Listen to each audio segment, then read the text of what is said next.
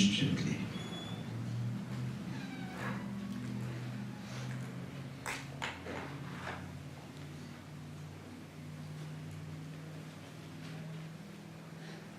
Adharniya Acharya Ji, the President and members of the Vedic Temple,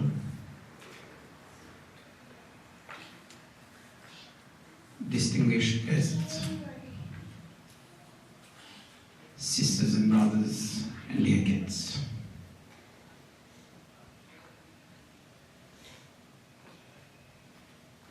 The subject of today is increasing the happiness index.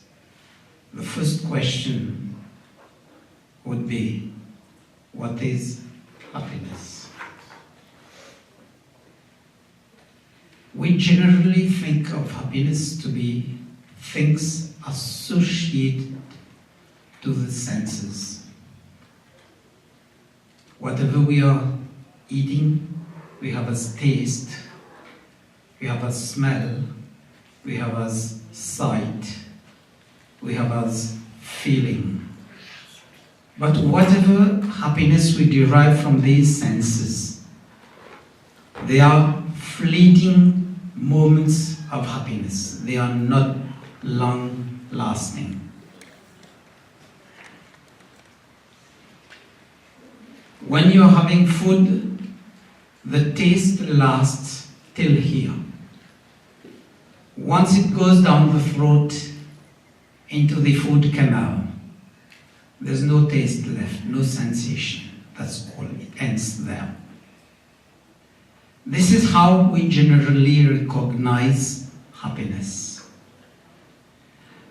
But then how do we nurture happiness in the long run? The best experience would be probably at night when we're sleeping. And if we had some good sleep, we had a sensation of happiness for quite a long time. But that also lasts till we are asleep. And when we wake up, we go into our routine that is again over. The best source of happiness, long-lasting, is to find inner peace within yourself, and it's never from the outside. It's the inner travel, inner voyage, as we call it. The first question when we go for the inner travel is, who are you?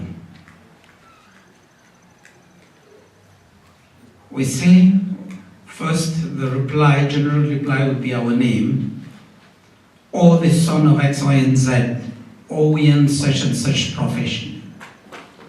And we tend to limit ourselves there. At the most we'll say, okay, we are a man, a woman, a girl, a boy, a child, something like that.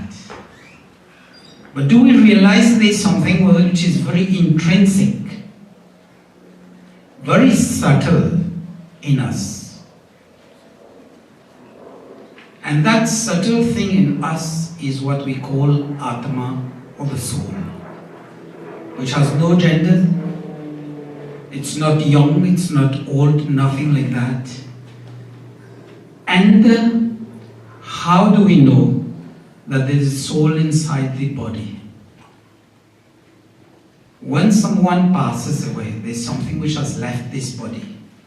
And we don't see that leaving the body. It's so minute, not even visible under microscopes. That is the soul. And if we are able to recognize the soul, this is the soul which feels the inner happiness. That inner happiness we can't feel with our senses. It's only the soul. And the soul feels this happiness through the man, which is the antakaran, the inner device that God has given us to feel that happiness. Then, What are the three main axes of development in life?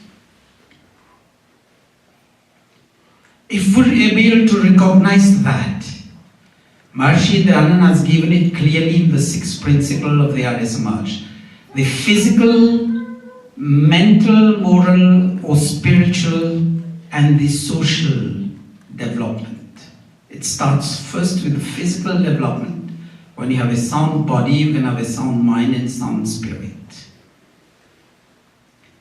And after that, the next question would be, what is the ultimate purpose of life? The four Purusharth: Dharma, Artha, Kama, Moksha. Dharma is virtue. Virtuous at all times. And whatever you are going to earn, Artha, should be on the basis of Dharma. That is what we call ethics nowadays, either in modern management or in business. The second part of it would be calm. Whatever pleasure you are going to derive from the art, that is from your earnings, that also should be based on virtue. And if you are going to earn and live as per Dharma, the fourth step is not that difficult to achieve. Because you've used Dharma, the first one, second, Art, third one, Kam, and Moksha. How many have been to modern buildings, intelligent buildings, which we say nowadays, in the world of today? You go to the door, there's a sensor. And the door just opens when you come in front of the door and you enter. But if a dog or an elephant goes there, it doesn't open. But if a child goes there, it will open. It's been designed to recognize the human body, and this is where moksha, when you've gone and done everything on the path of Dharma, you'll get moksha, which is the eternal bliss of God, which you'll be enjoying there. This is happiness in the long run. Looking to be ethical in life. This is a common word nowadays, ethics. Whether it's been business, whether it's been behavior, whether it be in the whole world of today. But the basis of ethics is Dharma. And you get the universal concepts of Dharma. But ethics first and foremost, it says you have to be harmonious in your thoughts, in your speech, and in your actions. If there is no harmony within your thoughts, within your speech, and your actions, Chanakya has well written the shlok. Manasyanyat vachasyanyat karmanyanyat duratmanam. The person who thinks one, speaks another thing, and does a third thing. What is the title we are going to give to that person? Duratma. And manasyekam vachasyekam karmanyekam mahatmanam. The person who thinks in one direction, he speaks in that same direction and does his actions in that same direction, is called Mahatma. Now, to be able to gauge yourself on that yardstick, just put yourself in silence every day before you go to sleep. 2-3 minutes. Just think of the main events that you've crossed during the day and think whether you've acted like this, and you'll be able to know where you stand and where you can correct yourself. Then, as and when you grow on the path of being a Mahatma, you'll be enjoying much and much higher levels of inner peace and happiness. And that is, you have to be fully aware of all the acts you are doing. Then the question says, what has Arya Samaj to do with happiness? What and why the Arya Samaj? Arya Samaj consists of two words, Arya and Samaj. Arya means noble people, and that nobility is not acquired by birth. It's not acquired by, as we say, pedigree, race, or things like that. It's only through what we call gun, karma, and swabhav. Gun, the character, karma, the actions, and swabhav, temperament, or the innate characteristics, nature of that person. And you know, the most beautiful part of it,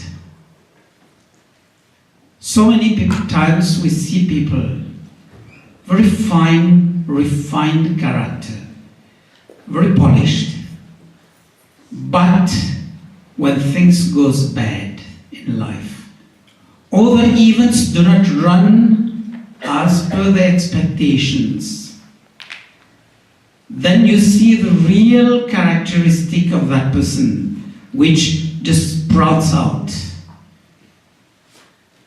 And then you'll be able to gauge the depth of that person. And Arya is known for that. प्रतिकूल स्थितियां में भी वो अपने मन की शांति नहीं खोते हैं. In the most and most adverse situations, he never loses his self-control. That is an Arya. And Arya is first and foremost someone who can relate his thoughts, his speech, and physical actions in one and the same line. It's not necessarily someone who has come to the Arya Samaj Mandir and who is doing Havan every day or doing Havan every week or every month. It's questions of how you are living your life. And remember, an Arya cannot afford to have duplicity in life, a noble person. Then Samaj is only the associations of noble persons. So it's up to us to walk the way to become an Arya. It's not difficult. As we say, you've seen the bird building its nest, bring one straw at a time. And after 1 week, you have the whole nest. That's what we have to do in life. And that's the way we are going to increase our happiness index. It's not a question, like we say, chutki baja karke kar diye. Like you've done like this and you've been able to grow. No, that's something which you have to nurture. You have to cultivate. This is the Arya Samaj. And look at the last line, the diamond. You know, those who've done science, diamond and carbon, they are the same material. But if I give you one diamond crystal and one piece of carbon, what will you choose? Obviously the diamond. But they are both carbon compounds. The difference is that the carbon is crude. The diamond has been subject to pressure, and it has become like that. And when you take the diamond out of the center of the earth, still crude. Just imagine the amount of polishing, cutting which has been needed to create that crystal, which people just wear in jewelries. This is the same type of cutting and polishing that we have to do in our character, in our actions, and in our nature, temperament. There are some universal concepts which is derived from the Vedas within the Arya Samaj. And those universal concepts, if we live them in our life, we are going definitely to progress to a higher level of happiness, eventually to moksha, to get that eternal bliss. Krinvanto Vishwamaryam. Envision the whole world as a noble world. Remember, it's not nobility by blood, by lineage.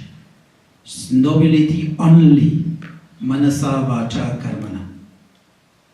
On the thoughts, on the speech, and the physical actions.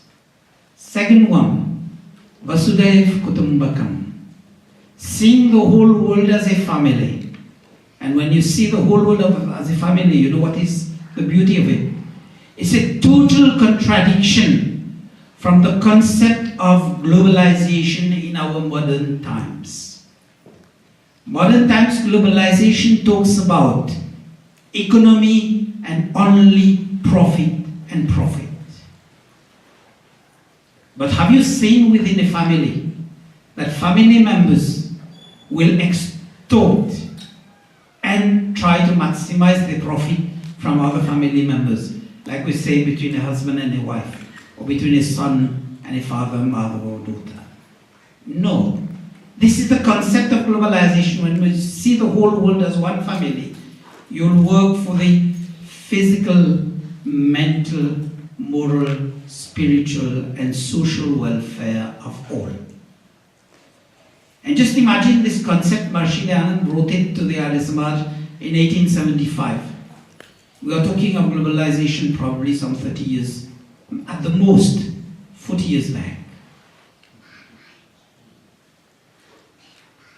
And the next one, unity starts, remember, the concept of Sangachadvam Samvadadvam Samvo Manansi Janadam.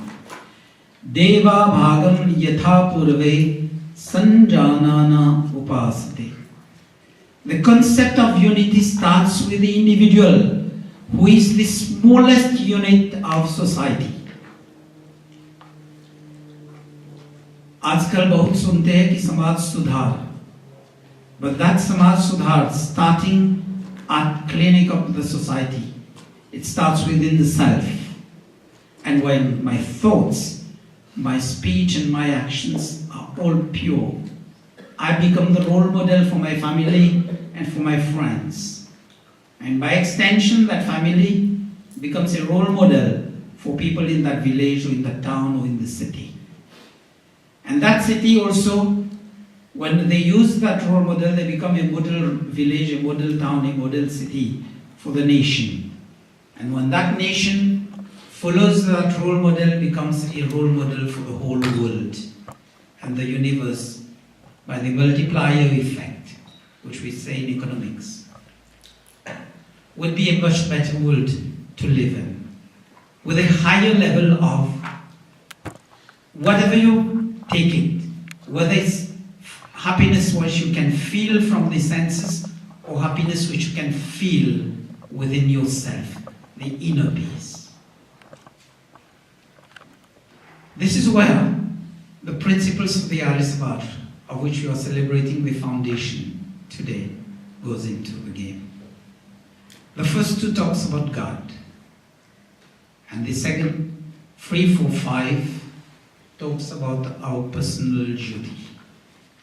And 6 to 10, it goes on our duty as a social being. Remember the difference.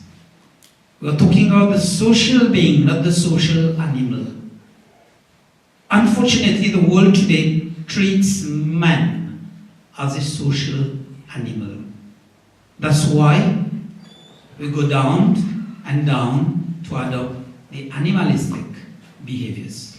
But if we treat ourselves as social beings, we have to feel the beingness as a human being and be worthy to be called a human being.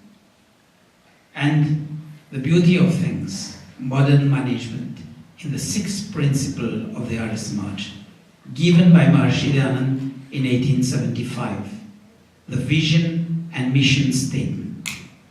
And vision and mission statement, the concept in modern management came only in the late 80s. and the early 90s. That is, some 30 years back. Universal legacies left through the study of the Vedas. The Vedas is recognized as the first revelation, that is, the words given by the omniscient, all-knowledgeable God to the four rishis at the creation of mankind and this universe. That dates back to 1,960,853,119 years today. The Vedas, they are the seminal form of knowledge, Bij Roop. And if you want to delve in it, you have to go through the learning techniques. Shravan, Manan, Nididhyasan, Sakshatkar. Use all your five senses to get knowledge, and whatever knowledge you gain from that, that is Shravan. It's not only the hearing part. Because you gain knowledge by seeing, by touching, by taking the smell and everything. Manan is contemplation. You have to repeat to yourself to get it engraved in your memory. Just like you're working on the computer, and if you've not saved your file, the next time when you come and open the same file, you don't get it. That's the importance of Manan. Then Nididhyasan, you put the questions to yourself, the pros and cons. How many have participated in debates here? Most of the youngsters have done so. It's always putting the questions for and against. And when you put the question of for and against to yourself,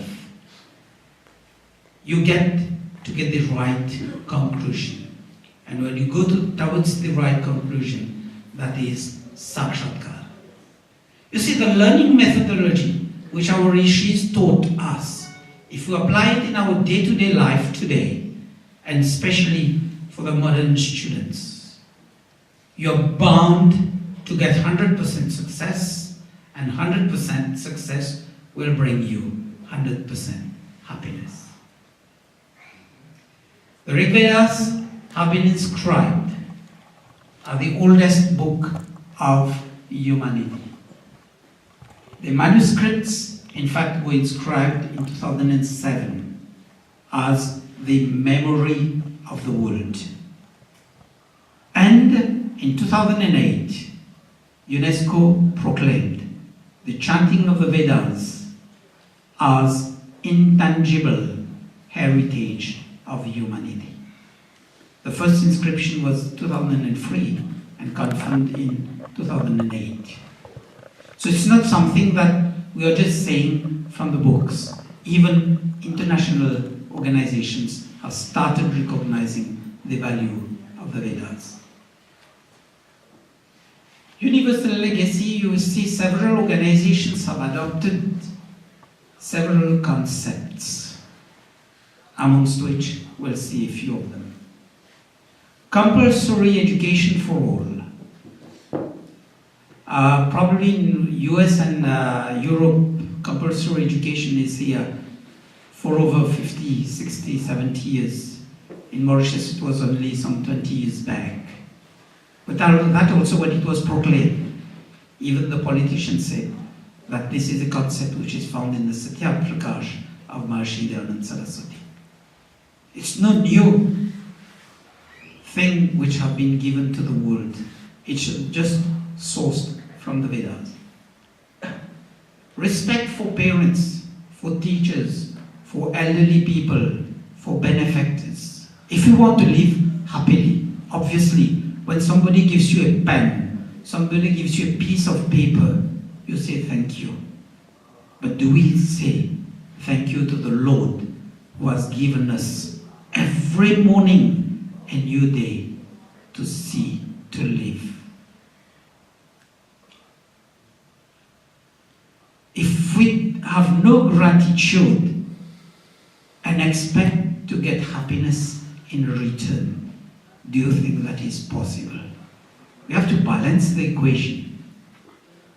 And that's where, when we look at the rights, women's rights, children's rights, human rights, one by one, if you look into the clauses, you'll find that it's derived from the Vedas. We should say thank you to the rishis who have given us this knowledge. Thank you to God who's transmitted this knowledge through the rishis to us. And then, in return, God will say, okay, you are doing your karma well, and He will treat you well. Good governance, ethics. We are talking about dharma in the Vedas. The first mantra of the Yajurveda says, Shreshtatam karmana. Whatever you do should be noble. That is ethics. Equal opportunities, we are hearing that nowadays. But when we are talking of good karma, स्वभाव के आधार पर किसी को आदर सम्मान देना. We are talking on meritocracy based on competencies. Not meritocracy because, say, Vishut is a good friend of mine. Dr. Dean Chandora or Dr. Aurora have been caring for me since I've been here. Then I say no. No, but a real Arya, noble person, looks, okay, for those who treated me well, I have big respect and gratitude for them. But first and foremost, for those who are knowledgeable, Dhyan Vrit, they are to be given the first highest rank. Then iske baad Vayovrit, those who are elderly in age. Look at the concept of meritocracy in the Vedas. And we are talking about equal opportunities probably some 10 or 15 years back in the modern world. Globalization, Vasudhaiva Kutumbakam again. Then self-rule is better than foreign rule. We are going again on those concepts. Universal legacy, the first concept is that our society should not be left free with unlimited desire. Unfortunately, a society free from unlimited desire, we are consuming more than what the world has in reserve. I was talking in one conference and said, we are living as if you have one planet by the side in reserve. The amount of resources we are consuming. And just remember, I was talking to Pramila Van yesterday night. We're talking the most simple living one person adopts. He has less and less problems, and he has the highest level of happiness. I'll give you my own example. When I returned to Mauritius in 2015 from the Gurukul, I kept the same dress which I was wearing in the Gurukul. People from friends and relatives started questioning me. Why so? It's no longer the Gurukul. I have no problem in the morning. What dress, what is the color matching I have to need for the dresses. That is the first thing which I've ruled out in my life. Simple thing, I need probably 4 or 5 sets of clothes like this for 1 year, not more than that. Just imagine the resources I've saved myself. The trouble I've saved myself by going for shopping. The time we waste. So if we want to live the increased, heightened level of happiness, I think we should adopt simple living and high thinking. No way out of it. And the ethics are governed by the 10 tenets of Manu or Yam Niyam, which probably we'll take in another session. Look, the Vedas, when we are telling people that what is the prime object of you people being member of the Arya Samaj? Doing good to the whole world, starting by the physical, moral and social standards, just uplifting them. And that's not only for me, but for all. That is the gross happiness index. Unfortunately, the world today is living on the basis of gross domestic product, which is only purely economics. Whether the other country with which I'm trading goes down the drains, that's not my problem. it's only my GDP, which should go increasing. Do you think these modern concepts will lead to higher levels of happiness? No. The world is celebrating the World Happiness Day on the 20th, 2 days after. I think it was only a coincidence. When Vishwanath told me what would be the subject, I just gave him that. I didn't think about it was World Happiness Day to be celebrated in 2 days' time. But look at the concepts from the Vedas. It tells you that the universe has sufficient resources to satisfy the needs of all, but not the greed of a few.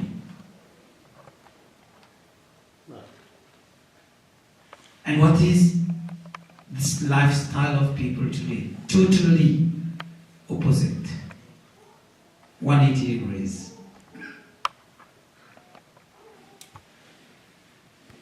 The starting point,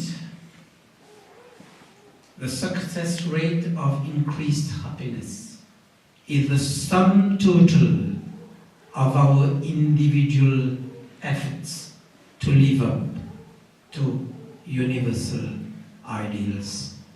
We can't go on living for me, mine, and myself. We have, and there's no way out of it, na anya pante yanaya. No way out of it. Vasudev kutumbakam krenvanto vishnumaryam sangachadam samvadadam. The transformation of each and every single individual, which I said, the smallest unit of society, is needed. And we have to emerge as role models. And role models do only one thing. They walk what they talk. Manasyekam vachasyekam karmanyekam. This is the role model. He thinks of one thing, speaks of that same one thing, and whatever he does is that way, one and the same thing. These are role models. If you find somebody doing something else, then you can say, okay, you have to probably leave his company. And look at the beauty. Gayatri Mantra, Savitri Mantra, Mahamantra. The prayer part of it, Dhyo-yona Prachodaya. We pray to God to enlighten our intellect towards righteous thoughts and righteous actions. Why?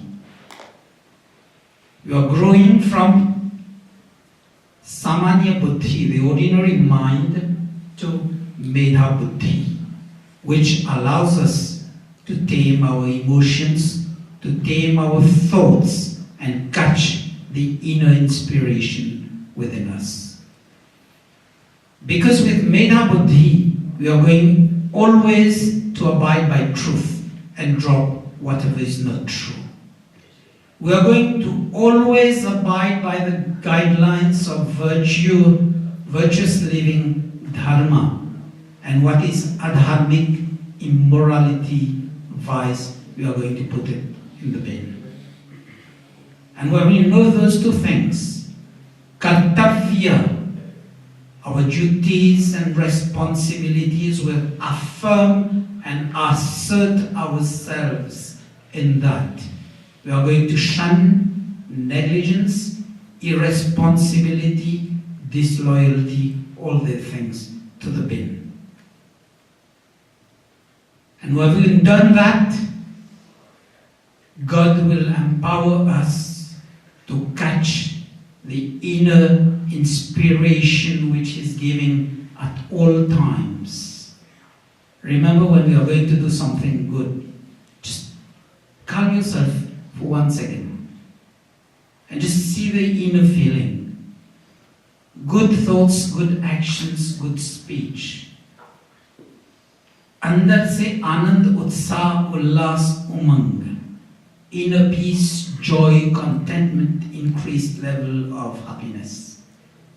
And when something is wrong, You sense the break within yourself. And when you sense the break within yourself, you have to review your strategies, probably review even the goals. Review the strategies, review the tactics to arrive at that. And this is what you can do only when you are focused, yogas chitta vrittinirada. That is the gut feel. Then the recipe for success and life, which is also given by the rishis derived from the Vedas. Sadhu dev kale nirantar satkara sevitodre bhumi. Whatever you are going to do in life, if you want to get 100% success, you have to be 100% dedicated to what you are doing. But first and foremost, it takes a long time to practice that. And you have to be consistent in your practice. And much devotion, passion, definitely you are going to reach your goals. Remember the person, Usain Bolt? How much practice did he do before he won the 100 or 200 meters sprint race? And that was run in 10 seconds. He did practice for 4 years to get it at the Olympics. One small story is there. The mango and the monkeys. The monkeys used to steal the mangoes from an orchard. Then the proprietor got a few people there. Each time, dande se marte the bandaron ko. They had the sticks to beat up the monkeys. The monkeys said, okay, we'll plant our own mango tree. Then they got the seed, put it in the earth. Then after 1 hour, they didn't find it grow. Khod karke dekh liye. They just unearthed it. And then the next day it was the same thing. Do you think they will get the mango tree like this? If you're not patient, if you're not consistent, and if you don't bear with time, so it will be only the monkey mind working. If you want to succeed in life, to attain higher levels of happiness, you have to drop the monkey mind. Right or wrong?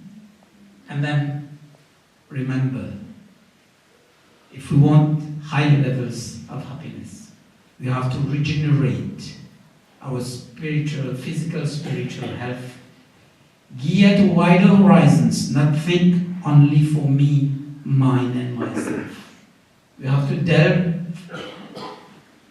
deeper, uproot social evils. And the first and foremost social evil, you know what is it? We fail to transmit the values to our kids in our homes. In the name of running to earn, we don't find time to give to our kids. And this is the root of all social evils. If we manage to keep our phone and television silent for 5 or 10 minutes daily at dinner time and spend some good moments sharing the good times in our daily life to the kids, encouraging them to be virtuous, to abide by dharma in their lives, we'll have a better generation ahead. We'll be able to generate a better environment.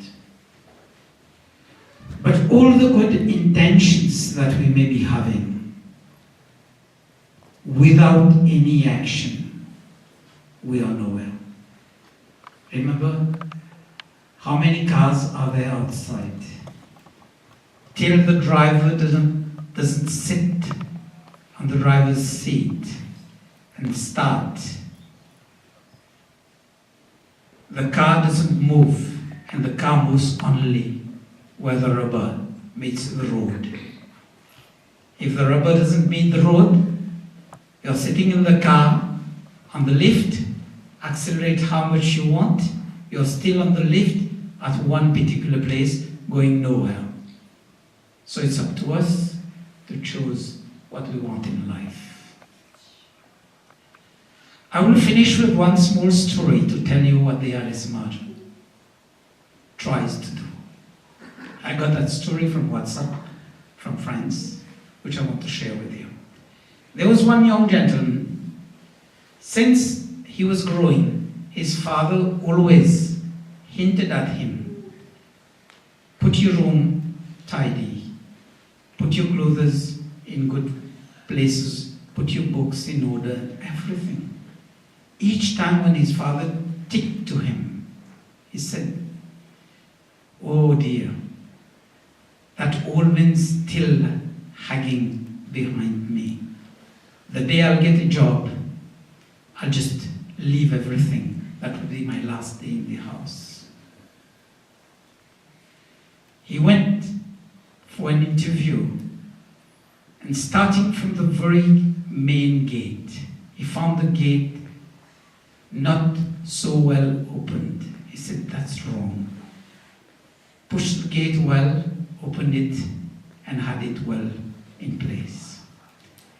Somewhat further away, he found there was a hose with water running on the tower.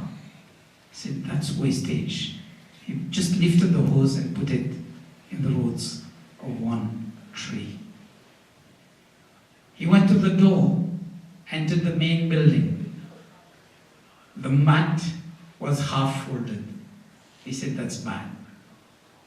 He just put it in place. Again, he went inside the room and found 2 free persons sitting, but there were 20 fans running. He said, all people are sitting on one bench, so I better switch off the fans at the back.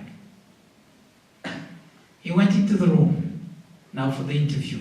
What he was watching, also everybody who was entering, as soon as they entered, they were leaving through the other door. So you couldn't meet the person to ask what were the questions that were put to you, and why is it that you went so fast out? There was no connection, no contact. And he went there, they asked him, please sit down. He was surprised. Everybody was just leaving before even asked to sit down. He was surprised, he was shocked. Then they said, okay, congratulations, we're offering the job. He said, what's that? I don't understand. Everybody was just leaving as soon as they entered. May I ask you one question, please? On what basis have you chosen to give me the job? He said, oh, you know, whatever you've did since you entered the main gate till now, look at the screen there. CCTV camera, we've been monitoring that. Each and everybody who came before you saw everything, but they had no sense of responsibility, no sense of duty, no sense of care. And you were the only person who showed that from beginning to end. He came back home. The first thing he did was to fall at the feet of his father and seek his blessings. Why? Because he realized each and every step he's been correcting before entering the interview room was just because what he felt was nagging from his father was real shaping of his character, of his behavior.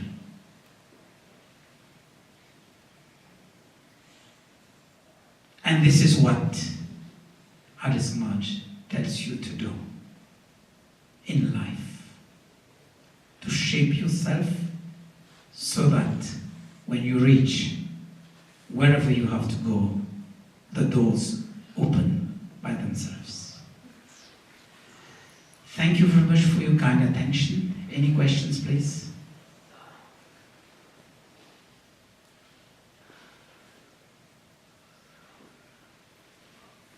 No questions? Okay, I will just... I have one. Yeah.